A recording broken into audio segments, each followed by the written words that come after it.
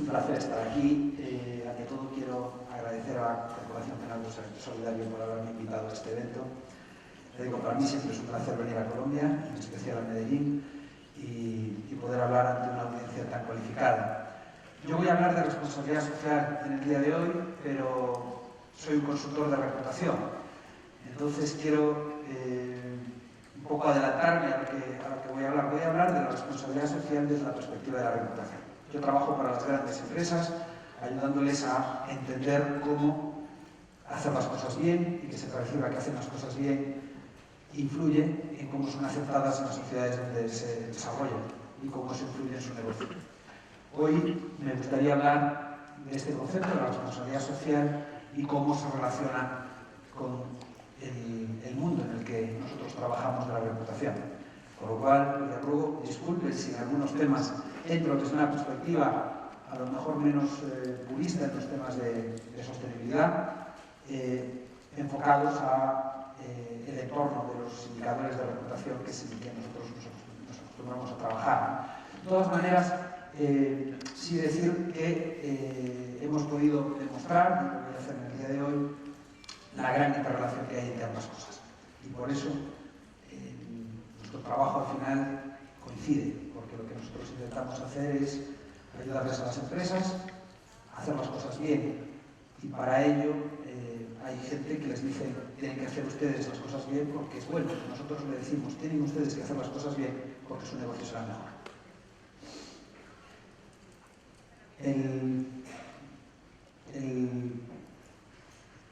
Con este micrófono se me oye, no necesito estar aquí, fenomenal. La agenda que tengo para el día de hoy primero es hablar un poco de las diferencias entre lo que es la reputación, la responsabilidad social, cómo medimos la reputación, cómo esas percepciones de los grupos de interés pueden ser, eso que siempre se consideró etéreo, lo podemos cuantificar y podemos tener indicadores dentro de las empresas, cómo la responsabilidad social incide en esos indicadores y cómo podemos buscar un business case, o sea, la manera en que la responsabilidad social impacta en el negocio de las empresas. Y voy a hacer una última parte que yo creo que es la más relevante de las conclusiones que voy a comentar hoy, que tiene que ver con la comunicación de la RSE. Ahí es un tema a veces un poco controvertido, pero como en la medida en que somos capaces de convencer a nuestros grupos de interés desde la empresa que hacemos las cosas bien es lo que realmente nos va a ayudar, y para eso la comunicación es totalmente necesaria. Bueno, para empezar, me gustaría entrar por definir los conceptos, ¿no? desde una perspectiva básica. Cuando hablamos de reputación, ¿qué hablamos?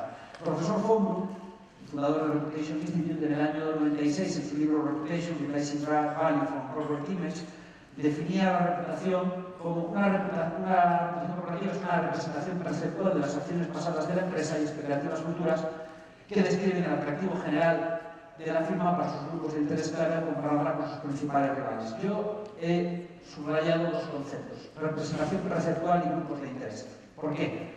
No existe una reputación, es distinta dependiendo del grupo de interés, y son percepciones, valoraciones, juicios, sentimientos. Cuando decimos que una empresa tiene buena reputación entre un determinado grupo de interés, es que la admiramos, tenemos una buena impresión sobre ella, la juzgamos bien, creemos que lo que ha hecho en el pasado está bien y eso genera expectativas de que lo va a hacer bien en el futuro.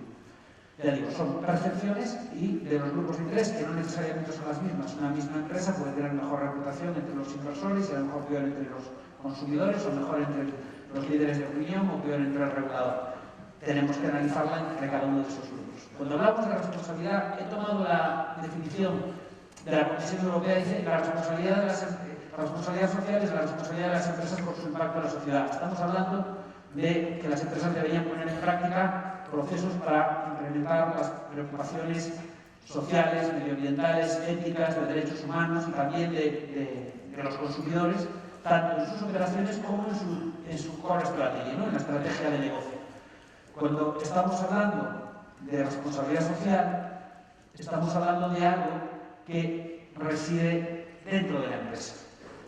Es algo que es parte de nuestra actividad, de nuestros procesos. Cuando estamos hablando de reputación, estamos hablando de algo que está en la mente de los grupos de interés. Cuando hablamos de responsabilidad social, hablamos de realidades. Cuando hablamos de reputación, hablamos de percepción. De percepciones, juicios, valoraciones. ¿Por qué es tan importante trabajar sobre la reputación? Porque los comportamientos de las personas no dependen tanto de la realidad como de la percepción. Yo compro productos de una empresa en función de cómo yo percibo esa empresa. Yo solicito empleo en una empresa dependiendo de cómo yo percibo esa empresa. Yo invierto en una empresa en función de cómo creo que me va a ir la inversión en esa empresa. Al final, la realidad influye en la percepción y la percepción influye en el comportamiento. Si yo hago las cosas bien, pero no soy capaz de cambiar la percepción, no tengo impacto en el comportamiento. Por eso es tan importante gestionar la reputación. Eso sí, la RSC impacta en la reputación. Y al final, lo que necesitamos entender, yo siempre uso este cuadro del profesor Pombo, es cuál es esa relación entre realidades y percepciones. Cuando nosotros tenemos en algo una buena realidad, pero nuestra percepción es mala, porque tenemos una oportunidad de comunicación. Podemos contarle a los demás eso que hacemos bien, para conseguir que una vez que lo sepan, actúen, nos elijan, actúen hacia nosotros de una manera positiva. Pero también puede pasar lo contrario, que nuestra realidad sea peor que la percepción que se tiene. Entonces estamos en una situación de riesgo reputacional. Y en ese caso, gestionar la reputación no significa comunicar, significa hacer las cosas mejor, cambiar nuestra realidad. Identificar riesgos reputacionales y oportunidades de comunicación es en esencia en lo que se basa la gestión de la reputación. Bueno, dicho esto, si la reputación impacta de alguna manera en esas percepciones, en esos juicios y en esos comportamientos, necesitamos poder medirlo. Dice la máxima en la gestión empresarial: lo que no se puede medir no se puede gestionar. Entonces, para poder gestionar la reputación, hemos intentado medirla entre los distintos grupos de interés de una empresa. Necesitamos un sistema homogéneo que nos permita diagnosticar problemas, fijar objetivos, compararnos con nuestros competidores, ver cuáles son las evoluciones. Para ello, el modelo que hoy por hoy defendemos desde Reputation Institute, pero que se ha convertido un poco en el estándar de facto a nivel internacional. Hay otros modelos, pero voy a usar este para hacer mi explicación posterior y la relación con la responsabilidad social. Se basa en que la reputación es una pulsión emocional. Nosotros lo medimos con un indicador genérico de admiración, respeto, confianza. Se puede equiparar a la reputación que tienen las personas. Una persona tiene buena reputación cuando confiamos en ella, creemos que hace las cosas bien, la admiramos. Este mismo indicador de reputación se puede plantear para instituciones, incluso para países. Nosotros medimos reputación de países. Se basa en 4 atributos: admiro y respeto a esta empresa, considero que tiene buena reputación, me causa buena impresión, confío en ella. Al final, este constructo que lo hemos testado cuantitativamente en distintos países y stakeholders explica muy bien esos comportamientos. Entonces partimos de un elemento emocional, admiración, respeto y confianza, que es la reputación. Lo que pasa es que si tenemos un indicador cuantitativo como este, podemos hacer un ranking, podemos decir que una empresa está por delante de otra, pero no nos ayudaría a gestionar. Necesitamos entender qué hay detrás. ¿Cuál es la explicación racional de esa realidad emocional? Y esa explicación racional viene dada por distintas dimensiones. Normalmente encontramos que hay 7 dimensiones que explican la reputación de una compañía. Por un lado, la oferta de productos y servicios. Hacer productos de buena calidad, con una relación calidad-precio, que satisfacen las necesidades de nuestros consumidores, de nuestros clientes. Por otro lado, la innovación. Lanzar productos innovadores antes que los competidores, adaptarse a cambios en una empresa innovadora. El entorno de trabajo, tratar bien a los empleados, ofrecer sueldos justos, igualdad de oportunidades. La integridad como ética, hacer un uso responsable del poder en el mercado, comportarse con criterios éticos, mostrar la operativa con transparencia. La ciudadanía, inversión social, cuidado del medio ambiente, apoyar buenas causas. El liderazgo, tener líderes respetados, ser una empresa bien gestionada con visión de futuro. Y por último, las propias utilidades o resultados financieros. En base a estas 7 dimensiones, podemos explicar con modelos matemáticos ese indicador de admiración, respeto y confianza. Eso es lo que hacemos con la metodología REPTRAC. Dentro de cada una de estas dimensiones hay diferentes atributos, pero bueno, vayamos al entorno de responsabilidad social. Si bien la responsabilidad social es un modelo integral de gestión de negocio, voy a quedarme de una manera totalmente reduccionista con 3 dimensiones que tradicionalmente podríamos asociar más con la responsabilidad social, como es entorno de trabajo, tratar bien a los empleados, integridad, ética y transparencia, y ciudadanía, inversión social, cuidado del medio ambiente.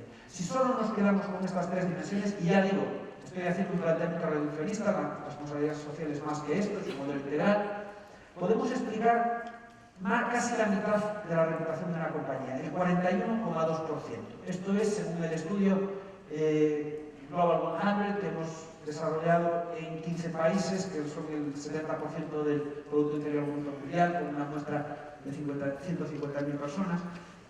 Y vemos que la responsabilidad social claramente explica una parte muy importante, al menos ese 41,2%, ya digo, de una manera totalmente reduccionista, de lo que es la reputación.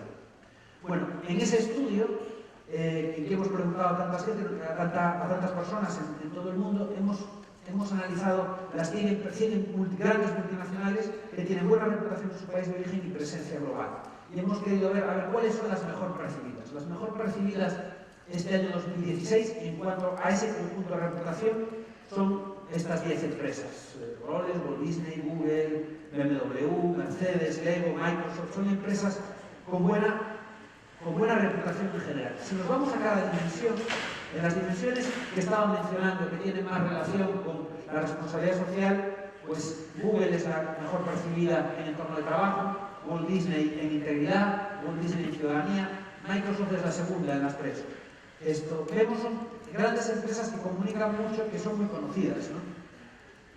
¿Y qué compañías son las percibidas como más socialmente responsables? Si tomamos de ese mismo escenario, este estudio en el año 2016 de grandes multinacionales en todo el mundo, las que tienen los indicadores más altos en la media de esas tres dimensiones, entorno de trabajo, integridad y ciudadanía, son Google la primera, Microsoft, Walt Disney, BMW, Lego. ¿Quiere decir esto que son las empresas, digamos, más socialmente responsables? No necesariamente. Quiere decir que son las empresas mejor percibidas en las variables de responsabilidad social a nivel mundial. Si lo vemos por sectores de actividad, el sector de medios de comunicación sale con los indicadores más altos. Ahí entran también algunas empresas de contenidos, como la propia Google. Empresas de tecnología salen también muy bien percibidas. Productos industriales, las que tienen indicadores más bajos son las empresas de transporte, del sector de healthcare, o sea, de hospitales, farmacéuticos, etc.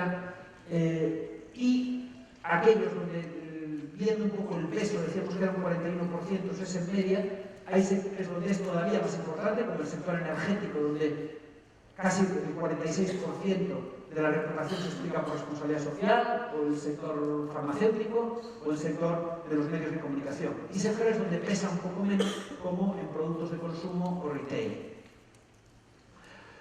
Poner ejemplos. Este año tuvimos la crisis del Dieselgate, donde es un tema donde hay un tema de integridad, de ética, en el caso de Volkswagen, y hay un tema de ciudadanía, de inversión social. Pues fue la empresa que más cayó este año, si comparamos los datos de 2015 con 2016. Como vemos, las evoluciones fueron relativamente pequeñas, pero sí se nota, por ejemplo, que en el caso de una empresa que cae por un problema de este tipo, pues precisamente donde se nota más es en integridad, donde cae 17 puntos, y en ciudadanía, donde cae 15 puntos. Por dar algunos datos de cómo estos datos de percepción juegan. O sea, al final hay una realidad que impacta en una percepción y vemos cómo una empresa puede, por un tema que tiene que ver con temas de responsabilidad social, pues cae de una manera muy fuerte en el conjunto de la reputación. Bueno, por ahora, de una manera descriptiva, he querido un poco interpretar qué entendemos por reputación, cómo se relaciona con el RSC y cómo la RSC impacta en la reputación. Pero quiero dar un paso más. Vivimos en la economía de la reputación. ¿A qué me refiero con esto? Las empresas construyen su reputación en base a la experiencia directa que tienen los grupos de interés con ellos, lo que hacen o dicen, su propia comunicación, la comunicación controlada, iniciativas de marketing, sus propios proyectos de RSE y lo que otros dicen de ellos. En base a estas tres vías se construyen las percepciones que nosotros acabamos de decir que medimos con los sistemas de métricas de reputación como el RepTrak. Podemos demostrar que esto tiene un impacto directo en comportamientos y actitudes de apoyo, lo cual a su vez redunda en resultados de negocio.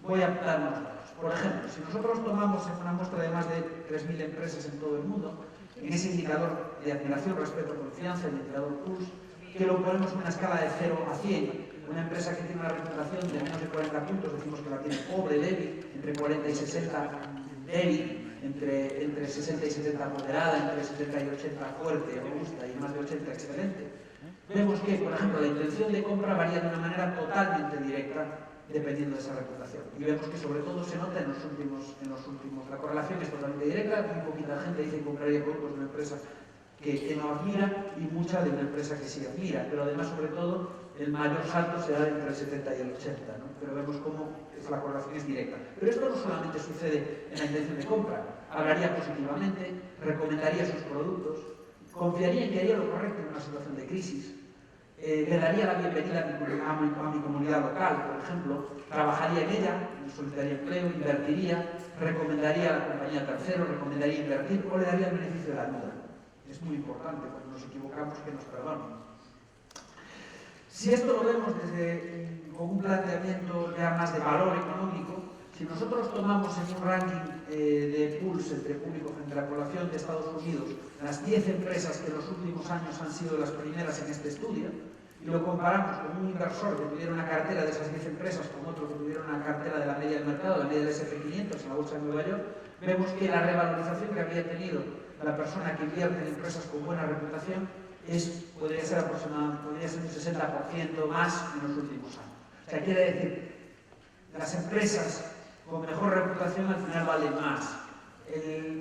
Se traduce esos comportamientos de apoyo que nos van a afectar a la cuenta de resultados, también al final van a traducirse en que la empresa es más valorada. Entonces, bueno, pues dicho esto, entro en una aseveración lógica, ¿no? Si decimos que explicamos casi la mitad de la reputación con la responsabilidad social de las empresas y que la reputación podemos demostrar empíricamente que tiene un impacto en el negocio de una compañía, podríamos decir que el modelo de negocio de la RSE es el siguiente: yo invierto en RSC, esto de la reputación crea conductas de apoyo de los grupos de interés y, por tanto, como empresa gana más dinero. Parece lógico, hay que invertir en RSC para conseguir resultados. Bueno, me gustaría poder decir que esto es así directamente. Por desgracia no es tan fácil. ¿Por qué no es tan fácil? Porque cuando estamos hablando de RSE estamos hablando de realidad. Y cuando estamos hablando de reputación estamos hablando de percepción. Y allí hay un gap.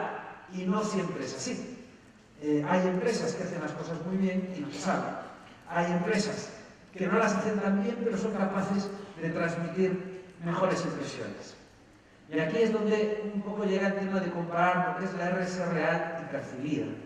Si nosotros tomamos estos datos del estudio Global 100, al que me he venido refiriendo, si nosotros tomamos, cada pregunta se hace en una escala de 1 a 7, ¿no? De 1 es una valoración muy negativa, 7 muy positiva, y luego hay gente que dice, pues no sé. Pues vemos que en las variables de entorno de trabajo, integridad y ciudadanía es donde tenemos los mayores porcentajes de no saber contestar. Mucha gente que no es capaz, no se siente capaz de valorar a estas grandes empresas conocidas por todo el mundo, no saben cómo valorarlas cuando les preguntamos temas relacionados con su desempeño responsable. Si tratan bien a sus empleados, si invierten en la sociedad, si son éticas. Es mucho más fácil, prácticamente no saben o contesta cuando les preguntamos sobre sus productos y servicios. De eso todo el mundo es capaz de contestar. Pero sin embargo, cuando les preguntamos sobre su ética o sobre su inversión social, o sobre todo sobre cómo tratan a sus empleados, no nos saben contestar. Hay una gran oportunidad en cuanto a saber transmitir algo que sabemos que influye en la percepción de la compañía y por ende en el negocio. Aquí es donde volvemos al cuadro de antes, la realidad versus la percepción. Hay muchas oportunidades. Voy a poner un ejemplo traído de México. En México hay una institución, el Centro Mexicano para la Filantropía, que promueve lo que es el emblema de la empresa socialmente responsable. Y para ello, y hay muchísimas empresas que se certifican, hay empresas que vienen de Colombia a certificarse a México en este tema, tienen que hacer una autoevaluación sobre su desempeño responsable. Entonces, claro, como teníamos, en base a una alianza que tenemos con ellos, tenemos los datos, los hemos comparado con los datos en México de la percepción de esas mismas compañías en materia de responsabilidad social, es decir, la medida de ciudadanía, integridad y entorno de trabajo. Y lo que podemos ver es que cuando ponemos todas esas empresas, algo ha pasado con el cuadro que no me sale. Todo eso que hay, puntitos, son nombres de empresas. hemos tenido algún problema aquí con el PowerPoint que no salen los nombres de las empresas. Misterios de la informática. Bueno, es igual, porque para el contenido que quiero contar, que se sepa pues qué empresas son cada una de ellas, tampoco me importa mucho. Lo que me importa es que se ve que es un cuadrante donde vemos empresas que tienen un indicador, el eje de abscisas, el eje horizontal. Vemos que hay empresas que tienen un indicador muy alto y sin embargo a lo mejor lo tienen muy bajo en cuanto a su rentabilidad. Y pasa lo contrario. Hay ejemplos en los 4 cuadrantes. Lo normal sería que fuera una correlación, que fuera casi como una línea. O sea, si lo que hacemos bien inmediatamente se tradujese en percepción, no debería de haber empresas en las esquinas, debería de haber una correlación. No existe la correlación. O sea, ¿qué quiere decir? Que existe una enorme oportunidad de empresas que hacen las cosas muy bien y que no son capaces de transmitirlas. Y sin embargo hay otras que no lo hacen tan bien y sin embargo consiguen esa buena percepción. Voy a poner un ejemplo internacional. Anda, y aquí tampoco se ven. ¿Qué nos ha pasado aquí con la presentación? Vaya, esto sí me interesaba que se viera. Bueno, aquí lo que he hecho es utilizar los datos de Robeco-San, que es los datos que se usan para el Dow Jones for Sustainability. No se publican los datos específicos, pero sí qué empresas son industry leader, medalla de oro, medalla de plata, medalla de bronce.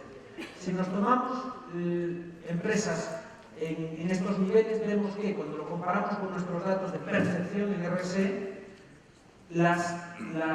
hay mucha diferencia de datos. Por ejemplo, esa que aparece ahí como industry leader y que no me sale por algún misterio informático entre esto y esto, es Unilever, por ejemplo. Unilever es un best practice internacional en temas de RSE, reconocido por los expertos y considerado por el análisis de Robeco-San como industry leader. Ese otro punto que aparece allí es BMW, otra empresa que hace las cosas muy bien y que también es reconocida como una empresa socialmente responsable y que también es catalogada como industry leader. Y entre ellas dos hay 8 puntos de percepción, muchísimo. Digamos que tienen una foto bastante distinta. El indicador de responsabilidad social percibida tiene 66 puntos, que sería una puntuación moderada alta, pero moderada para Unilever, y 73,9, que es fuerte robusta en el caso de BMW. Y vemos por integridad, en ciudadanía y en entorno de trabajo. Vemos que son fotos ahí, es un poco las percepciones de distintos países. Son 2 empresas con muy buenos resultados, todo lo que podemos decir es muy positivo de ambas, pero sin embargo en el caso de Unilever no ha sido capaz de transmitirlo de la misma manera que en el caso de BMW. Una tiene mejor percepción, la otra simplemente tiene la buena realidad. No tiene una mala percepción, pero podría ser mejor. Volviendo al cuadro de cuántos nos vemos que, por ejemplo, en el entorno de trabajo hay mucha más gente que no conoce. Y sobre todo lo que vemos es que hay muchas personas que valoran positivamente a BMW, mientras que en el caso de Unilever lo que hay es mucho fence-sitter. Hay muchas personas que están en valoraciones medias. No hay gente, apenas hay gente que valora negativamente, pero digamos que no se ha transmitido esa valoración positiva, a pesar de ser una empresa que lo hace muy bien. ¿Qué quiere decir? Que tienen grandes oportunidades de comunicación. Y aquí me paso a mi último punto de lo que quería comentar hoy, que es la importancia de comunicar la responsabilidad social. Decíamos que el modelo de negocio no va directamente de responsabilidad corporativa a reputación por esta diferencia. Lo que sí va es de responsabilidad social corporativa percibida a reputación. Y esto se consigue de la manera más directa a través de la comunicación corporativa. Tradicionalmente, si nosotros nos vamos un poco a la literatura, en las escuelas de negocios, de cómo se debería de comunicar la responsabilidad social, nos suelen decir que a los stakeholders más críticos deberíamos de comunicar de manera directa. Digamos, como una estrategia de comunicación informativa que busca legitimidad a través de hechos y datos numéricos. Mientras que el público masivo nos dice la teoría, en la academia, que lo que deberíamos de hacer es una estrategia de comunicación avalada, es decir, búsqueda de legitimidad a través del endoso de otros stakeholders. Bueno, ¿realmente es esto cierto? Cuando en distintos estudios que hemos hecho en Reputation Institute para nuestros clientes les preguntamos directamente a los stakeholders, ¿usted cómo le gustaría que le contaran lo que está haciendo esta empresa en materia de responsabilidad social? Pues tengo que reconocer que muchas veces nos contestan directamente, pues yo prefiero que lo hagan en una campaña de comunicación masiva, pues porque yo no me voy a leer el informe anual. O me gustaría que lo hagan de una manera más directa, no solo a través de su página web, sino pues que me lo cuenten pues a través de los medios de comunicación. Bueno, viendo un poco esta discrepancia entre lo que encontramos en la academia y lo que nos encontramos cuando le preguntamos a los stakeholders, lo hemos analizado un poquito más a fondo con nuestros estudios. ¿Y qué nos encontramos? Bueno, en primer lugar, hay que decir que los consumidores cada vez están más preocupados por estos temas y piden información. Están sensibilizados, sienten que tienen más poder y distintos estudios nos están avalando en que cada vez el público general, la población, quiere saber más de lo que hacen las compañías. Pues, ¿qué hemos hecho nosotros? Lo que hemos hecho es ver un poco cómo podemos comparar la comunicación de estas grandes empresas que hemos analizado con sus percepciones en materia de responsabilidad social.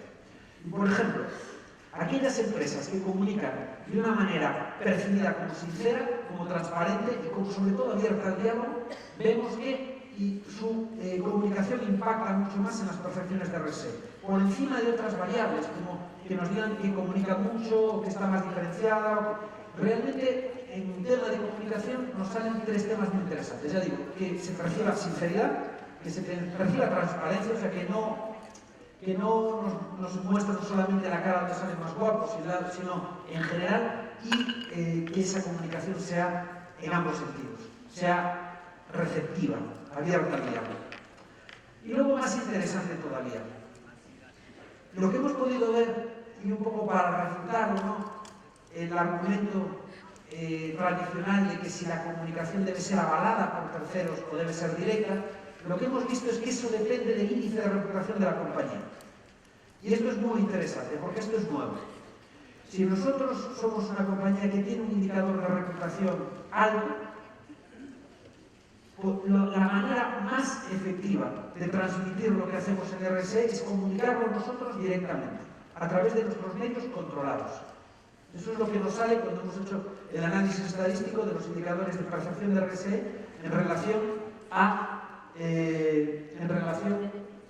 estos indicadores de reputación de las compañías. Impacta más la propia comunicación de la empresa, más que cuando viene de terceros. Esto refutaría el argumento tradicional. O sea, es mejor que yo haga una campaña, es mejor que yo lo comunique en mi página web, es mejor que yo use la radio. Sin embargo, las compañías que tienen un indicador de reputación bajo no lo pueden hacer así, porque no tienen resultado, porque no son creíbles. La importancia de la reputación aquí. Si yo quiero transmitir mis iniciativas de RSE y tengo una mala reputación, me tengo que buscar un endoso. Un endoso que puede ser el que me dé un medio, el que me dé una ONG, el que me dé un tercero que sí tenga la credibilidad. O sea, esa es la diferencia entre una empresa que parte de un indicador bueno de reputación y una empresa que parte de un indicador bajo de reputación. Cuanto mejor es el indicador de reputación, más puede comunicar ella misma. Al final, y en conclusión, mi recomendación para ustedes es comuniquen todo lo que puedan, cuanto más mejor, pero les recomiendo simplemente tres limitaciones, tres maneras, yo creo, sencillas de cómo hacer esa comunicación. Lo primero, que su comunicación sea sincera. Es decir, si yo voy a decir que me involucro en la sociedad, lo que tengo que contar es algo que es verdad, que es exactamente lo que hago. Segundo, que sea transparente. Toda la verdad, no solo una parte. Yo ya sé que soy un poco más guapo de este lado, pero no voy a salir en todas las fotos de este lado. Tengo que enseñarme cómo soy en mi conjunto. Y tercero, que sea proporcional. Lo que no voy a abogar yo jamás es por hacer una campaña de greenwashing o de social washing. Si yo me gasto 2 en hacer un proyecto, no me puedo gastar 8 en comunicarlo. Tiene que ser al revés. Tengo que gastarme 8 en el proyecto y 2 en comunicarlo. Pero hace falta comunicarlo, porque si no, no consigo convertir mis buenas acciones, mi inversión en RSE en reputación.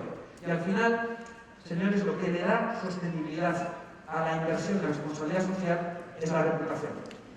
Si una empresa en un momento de crisis tiene que recortar presupuestos en distintas cosas, recorten aquello que no forma parte de su modelo de negocio, algo de lo que pueden prescindir. Si somos capaces de demostrarles a las empresas que invertir en responsabilidad social forma parte del modelo de negocio a través de la reputación, entonces vendrá la crisis y no se recortará, porque lo necesitamos para seguir construyendo nuestro negocio. Por eso hablo de comunicación, hablo de reputación, pero 40% de esa reputación, más del 40% viene de la responsabilidad social.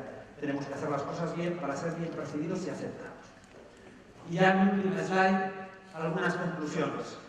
La reputación de una empresa es un factor clave en la creación de valor. Esto es la economía de la reputación, porque incluye los comportamientos de apoyo de los stakeholders. Para poder gestionar la reputación es necesario medirla, necesitamos tener KPIs. No podemos convencer sin datos cuantitativos, analíticos, que además podamos relacionar con otras variables de negocio.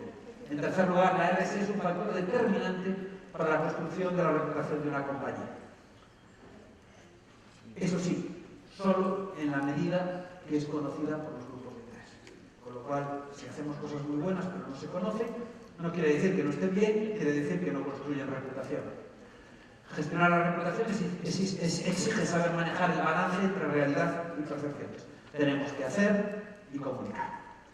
Pues bueno, muchas gracias a todos y bueno, estoy abierto a preguntas, no sé, esto era un poco mi última slide y lo que quería contarles con unos cuantos años.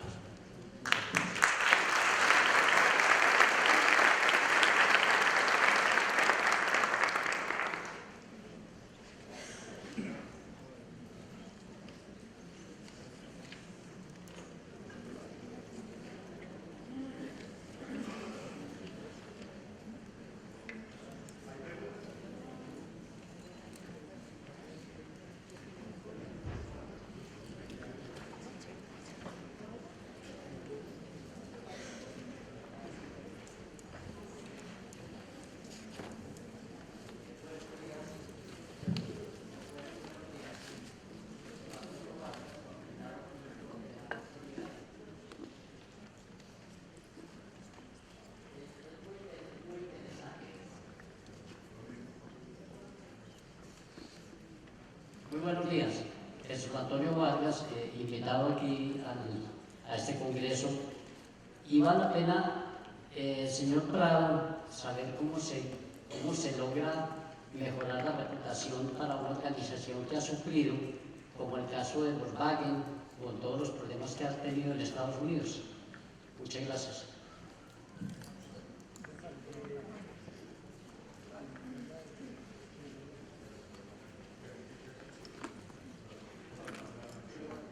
Sí, ahora sí, perfecto, muchas gracias. Vamos a ver, en general, las crisis empresariales le puede pasar a cualquier empresa. Aquí ponía el caso de Volkswagen porque es el que este año se nota más en el dato en esa materia. Es complicado, porque el caso de Volkswagen es una tormenta perfecta, se juntan muchas cosas alrededor, ¿no? Se puso impacto medioambiental, ética en la gestión, que al final pues lleva a muchos problemas. Hemos visto de la misma manera que hemos visto en concreto, pues ha caído, estaba el año pasado entre las 20 primeras del estudio de 100 multinacionales y en un año ha caído entre las 10, o sea, ya está por debajo del puesto. O sea, quiere decir que ha hecho mucho daño. Lo primero que yo les recomiendo a una empresa que tiene una crisis es que hay que gestionar la crisis, hay que salir, dar la cara, explicar lo que ha pasado. Muchas veces uno de los primeros problemas que se encuentran las empresas es que, claro, se apoyan muchas veces más en expertos de comunicación que los propios abogados, que les dicen no digas esto, no digas lo otro, porque te puede influir en el proceso.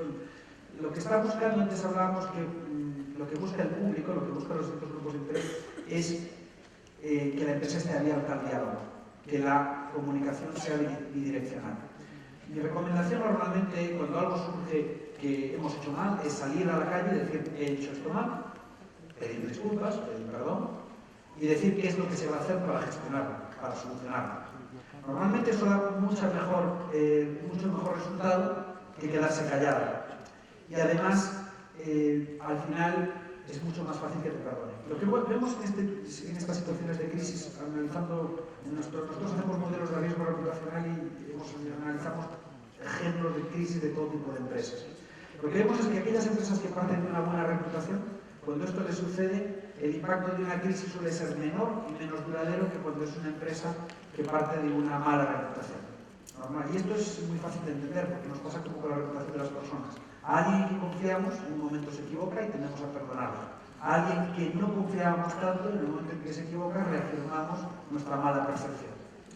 Entonces, la situación es distinta y la manera de gestionar también es distinta. Pero lo importante suele ser esto. O sea, primero, salir, reconocer el error y hacer cambios. Nosotros, por ejemplo, el otro día estaba haciendo un análisis de la crisis de un banco que tuvo una situación muy complicada porque engañó a sus clientes con un producto que no funcionaba, cayó en indicadores de reputación hasta los suelos, también en negocio, y en 2 años recuperó la situación.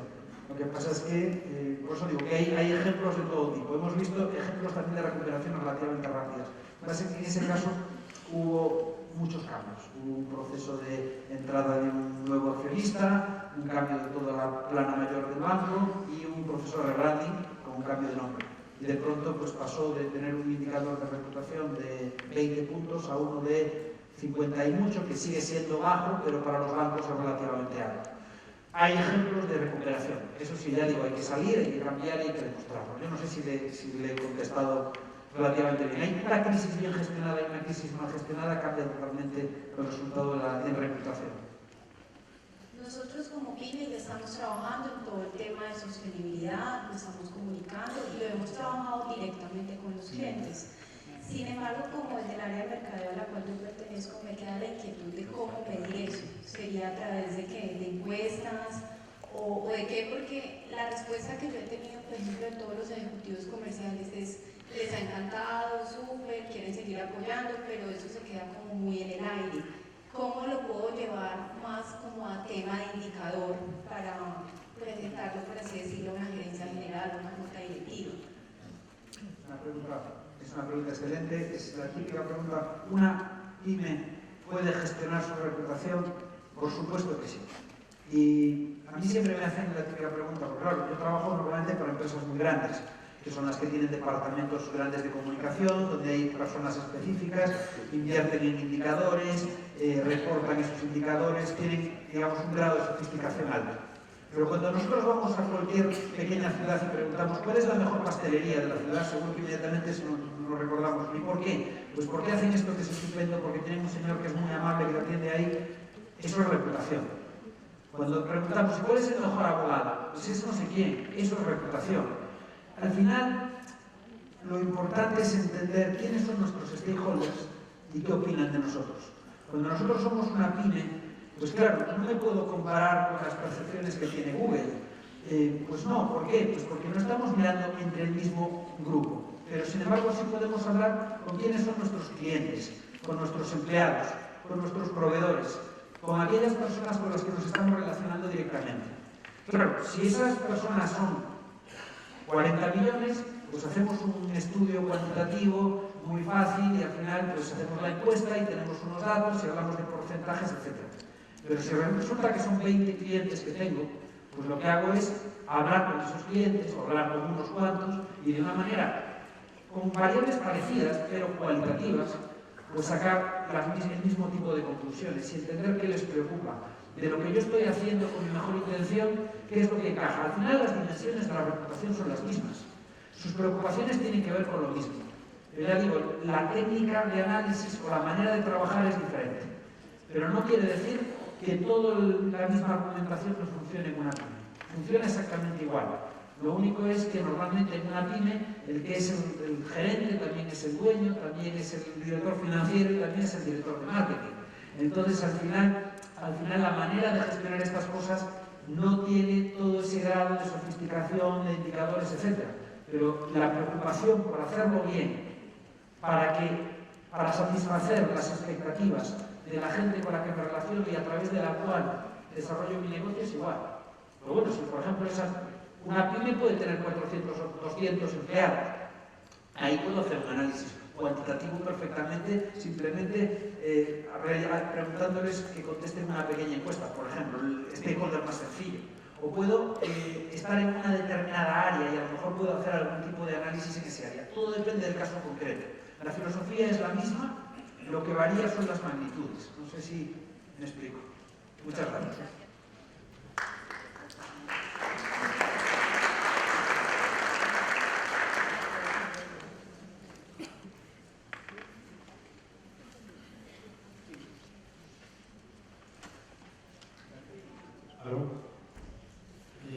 Buenos días. Mi nombre es Héctor Mario Campos, yo soy docente de Tecnológica de Antioquia, una institución universitaria aquí de la ciudad de Medellín. Una pregunta para el señor doctor, muy buena su conferencia. Es referente al tema de la medida o indicador de reputación. Eso me parece pues que haber llegado ya a tener una medida de reputación es un factor bastante importante para poder avanzar en el tema de la influencia entre la reputación y la responsabilidad social y el factor capital, lo que esto incluye para las empresas. Mi pregunta es concreta. ¿Solamente existe actualmente ese indicador, el indicador modelo RepTrak? ¿Es ese el único que tenemos o hay más? Sí, se está viendo, sí. Existen muchos más modelos. Como comentaba al principio, el modelo RepTrak hoy por hoy pues, tiene una fase más global. Hay otros modelos, hay otros análisis, hay algunos desde la academia, desde empresas de investigación. No es el único, ni muchísimo menos. Hay muchas maneras de medir la reputación. Es el que hemos desarrollado en Reputation Institute y hoy por hoy yo creo que es el modelo, digamos, más estándar. Es el que utilizamos nosotros y en base a las conclusiones de este modelo he llevado mis conclusiones sobre la importancia de la RSE, la reputación, sobre cómo comunicar. He utilizado como base las enseñanzas que hemos podido sacar de una base de datos global que tenemos con este modelo, pero no quiere decir que sea el único modelo. O sea, al principio, lo importante es entender que las percepciones de los grupos de interés impactan en sus comportamientos. Eso es, entender reputación significa entender en qué medida esa función emocional, que es la reputación, esos sentimientos, esos valores, esos juicios que tienen las personas de cada grupo de interés, que además esta misma metodología se aplica pues, a distintos stakeholders, a los inversores, a los empleados, a los clientes, cómo eso influye en comportamientos y actitudes y en el negocio. Ahora, nosotros lo medimos pues, con unos determinados atributos, de una manera específica, con unos determinados algoritmos matemáticos para al final llegar pues, a esos indicadores. Hay otras metodologías, perfectamente, son válidas, por supuesto. Esta es la más reconocida, yo defiendo que sí, pero vamos, que lo que me importa es las conclusiones más que la herramienta en sí, si con eso le estoy contestando. Gracias, Fernando. Uno de los objetivos de desarrollo sostenible el 16 es la búsqueda de la paz.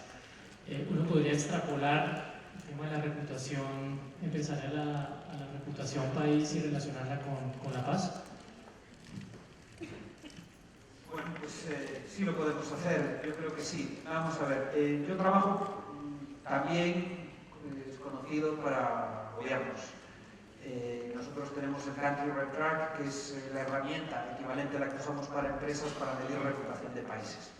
Y de hecho, pues yo trabajo para el gobierno de España, Marca España, para el Banco de Perú, para el gobierno de Perú, para el gobierno de Marruecos, para unos cuantos, en que les damos los indicadores para ver cómo es esa percepción en el ámbito internacional. ¿Para qué es importante la reputación de un país? Pues es importante para muchas cosas. Hemos podido correr, igual que cuando hablamos de una empresa, la reputación de una empresa correlaciona con la intención de compra de sus productos, de invertir, de soltar empleo, pues la reputación de un país correlaciona directamente pues, con temas como la llegada de turistas, la inversión extranjera directa, las exportaciones. Y eso además lo hemos hecho y lo hemos medido y lo hemos demostrado empíricamente. Lo que hacemos es medir esa intención de visitar el país, de comprar sus productos. ¿Qué pasa? Que las variables que medimos cuando hacemos un análisis de recuperación de un país no son solamente variables, son distintas, ¿no? De tenemos que analizar variables que tienen que ver con la economía del país, con la presencia de empresas, con la infraestructura, con el nivel de desarrollo, con la cultura, con si es un buen lugar para estudiar, si tiene universidades, si se aporta, si tiene importantes escritores, deportistas, de todo. Analizamos si es un buen lugar para vivir, analizamos y ahí entra, por ejemplo, temas de la seguridad, es muy importante, porque es uno de los puntos más importantes. Analizamos si tiene gente amable y simpática, analizamos si tiene gente educada y confiable. También entramos en variables que tienen que ver con la política. Si tiene líderes respetados, por ejemplo, si es un país ético, la corrupción es un indicador, por ejemplo, que pesa también mucho cuando es bueno o malo. En base a todas esas variables somos capaces al final de explicar esa función nacional, que al final es el mismo pulso, admiro, respeto, confío. Pues vemos que países que tienen situaciones complicadas, pues al final tienen indicadores de reputación bajos. Si traemos el dato de Colombia, es muy interesante. Colombia es un país que tiene un indicador de reputación injusto para su realidad. O sea, tiene una gran oportunidad de comunicación. Debido un poco al estereotipo. Cuando estoy hablando de este indicador de reputación, estamos analizando qué perciben en Estados Unidos, o en Alemania, o en Francia, o en el Reino Unido, sobre cada país que estamos analizando. Y Colombia pues tenía una serie de percepciones. Hollywood hizo mucho daño, con todo siempre el malo, malísimo, el narcotráfico, la violencia, etcétera, que ha dado unos datos en general bajos cuando comparamos con otros países que deberían de estar por debajo en base a su realidad. Pero hay un dato muy interesante, es que en los últimos 3 años Colombia ha sido el país que más ha mejorado su reputación de toda América Latina. Es el que más ha crecido, coincidiendo con el proceso de paz. Es un dato. Luego sé que es un tema controvertido, que hay discusión, pero la realidad es que la percepción externa es la que es. Y en los últimos 3 años, la percepción externa de Colombia ha mejorado en la situación. Cuando, por ejemplo, en situaciones yo me acuerdo una vez, puse el ejemplo como caso, hace como 3 o 4 años, cuando comparaba Perú y Colombia. 2 países que económicamente lo estaban haciendo muy bien, que les iba muy bien, que estaban reduciendo de una manera muy importante las bolsas de pobreza, que sus economías iban bien, que se veía una activación. Sin embargo, Perú, eso todo inmediatamente impactaba en su reputación como país y las percepciones en el extranjero subían mucho, y sin embargo Colombia no. O sea, la realidad mejoraba en ambos casos, y sin embargo en uno se notaba directamente en los indicadores de reputación y en el otro no. ¿Por qué? Por todo el tema de estereotipos. La reputación de un país no solo se crea con lo que el propio país comunica, con lo que otros dicen de nosotros y con la experiencia, sino además con estereotipos generalmente aceptados en el imaginario colectivo. Y claro, pues ahí había un peso muy fuerte. Sin embargo, en los últimos 3 años parece que la situación está cambiando. No quiero decir que la reputación de Colombia hoy por hoy sea buena en el ámbito internacional, pero sí claramente está mejorando. Y ha mejorado y se nota más. O sea, esa diferencia en el propio entorno regional de otros países de América Latina, que cuando nos vamos más lejos, gente que conoce menos el país. O sea, esos son los datos. Yo puedo hablar, no hablo desde mi opinión, hablo un poco desde los datos, y les digo, esta situación es positiva en cuanto a la percepción internacional que se tiene del país, y eso es algo que tiene que